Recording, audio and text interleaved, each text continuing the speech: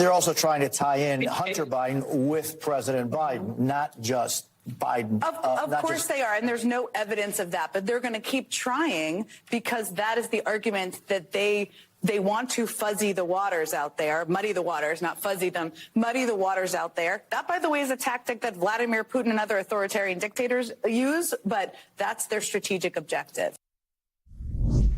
Quite a moment there from Joe Biden's former mouthpiece. Lara Trump joins me now to talk about all of this.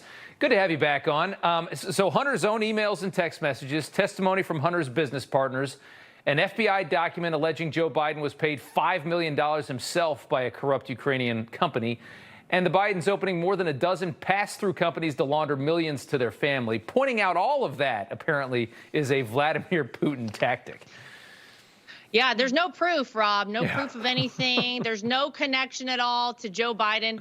I mean, this is how insulting I think they have become on the left to everyday Americans. It is blatantly clear. It is obvious. It is in front of all of our faces all the time now. It feels like every day there is something new that comes out about Joe Biden's corruption. His entire family for decades now, we know, have been profiting off of his position in government.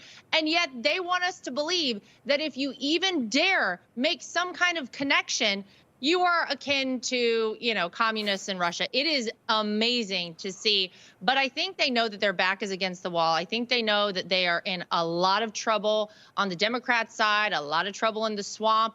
They see that everything they have tried to do to Donald Trump has backfired. They are very worried about Donald Trump becoming president again. And so I guess this is their last ditch attempt. They're just going to say, like, oh, no, there's no proof, even though there is. And she brings up Putin. I mean, some of the money that they've brought in came from Russia. The mayor of Moscow, the wife of the mayor of Moscow, gave him $3.5 million. Why would you even bring up Putin?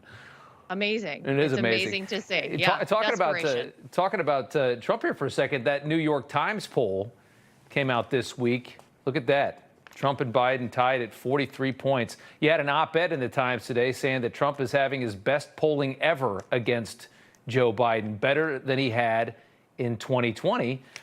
Fairly obvious to see why.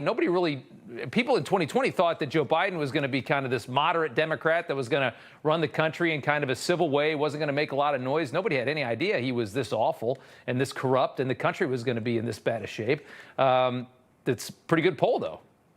It's a pretty good poll, and it's actually shocking that they're even tied, to be honest with you, Rob. I mean, if you look at what has happened to our country over the past 2.5 years under the leadership, and I mean, you can call it that if you want, but we know that's not what it is, from Joe Biden. They are running this country in Washington, D.C. They're running it into the ground. They are every day doing something to try and destroy America, the America we've always known.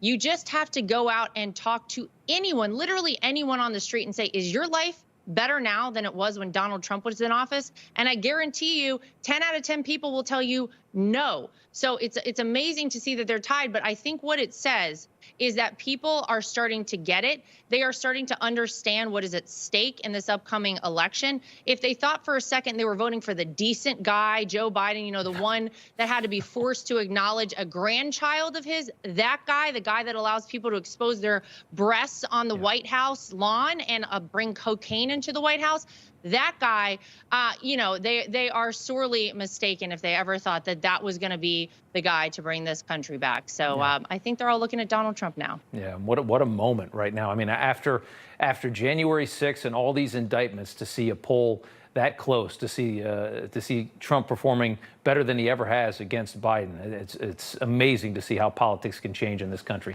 Lara Trump, always good to have you on. Thank you so much. Have a good weekend. You too. Thank you.